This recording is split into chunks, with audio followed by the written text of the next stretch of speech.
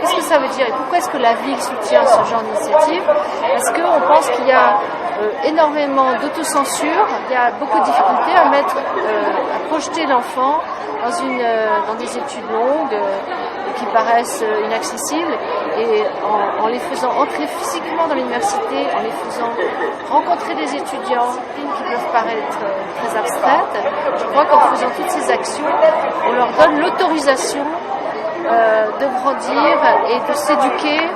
L'idée, c'est de montrer que l'université est un lieu accessible à tous et que tout le monde est le bienvenu au sein de l'université. Et en tâtonnant ensemble, on a construit ce projet qui s'appelle Quartier libre à l'université. Donc c'est un projet qui permet à la fois d'amener des habitants des quartiers populaires, enfants, adolescents, jeunes adultes et aussi familles à découvrir l'université. Et au fur et à mesure des années, on s'est aussi rendu compte que ce projet-là permettait à l'université de créer des liens avec son quartier et inversement au quartier de créer des liens avec l'université, donc de favoriser la rencontre entre les différents acteurs et les différentes structures. En fait, ce projet, il est construit, c'est ni un projet AFEV ni un projet de l'université, il est construit ensemble par l'université et l'AFEV. Je suis Guillaume Briquet, je suis responsable du bureau des initiatives étudiantes au sein du pôle vie étudiante de Paris-Sorbonne. On leur fait découvrir le monde de l'université, mais à travers des ateliers ludiques, des mini-cours, et il y a un spectacle de clôture. Beaucoup d'associations de quartier viennent participer donc à travers les ateliers qui sont mis en place. C'est vrai qu'il y a un vrai partage entre les associations étudiantes de Paris-Sorbonne et les associations de quartier sur cette journée. Nous sommes les Sorbiquets, c'est-à-dire l'atelier d'improvisation de la Sorbonne Paris 4. On a essayé de faire participer les enfants avec nous sur différentes petites impros, sur des petites activités théâtrales comme ça pour qu'ils apprennent. En plus c'est une activité drôle, alors ils avaient l'air de s'amuser, ils rigolaient, etc. Donc c'était chouette. Oui, et le prend photo c'est le...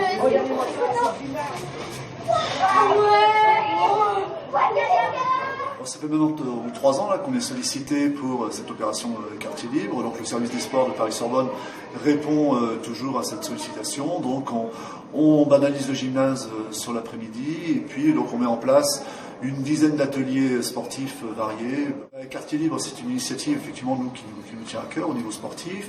On a développé un lien beaucoup plus régulier effectivement avec le quartier, notamment avec le lycée Rabelais qui se situe en face, le site Clignancourt.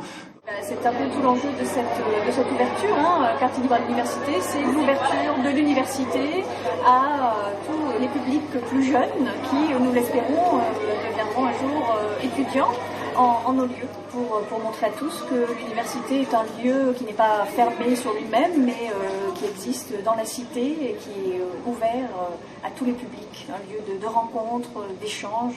C'est effectivement une des fonctions, une des missions peut-être très importantes de l'université. C'est une initiative qui tient très à cœur à l'université de Paris-Sorbonne. C'est un partenariat très étroit avec l'AFEV, association de soutien scolaire auprès de laquelle beaucoup de nos étudiants sont bénévoles. Je m'appelle Daniel, je suis étudiant et donc bénévole à l'AFEV depuis 2 ans.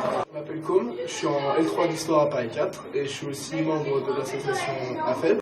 Moi c'est Clément Magro, je suis volontaire en service civique à l'AFEV. Notre action elle se concrétise par de l'accompagnement individualisé. Je suis bénévole, donc je dois d'abord m'occuper d'un jeune.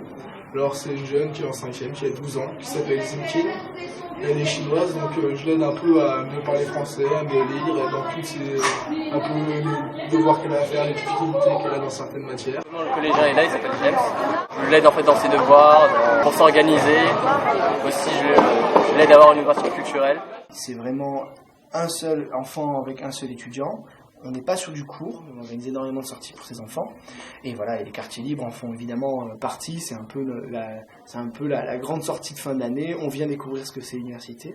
Moi, ce que j'ai appris aujourd'hui, c'est que l'université, c'est génial, on a plusieurs cours, et faut bien travailler pour aller jusqu'à l'université. Oui, on est contente si on veut venir à l'université comme vous.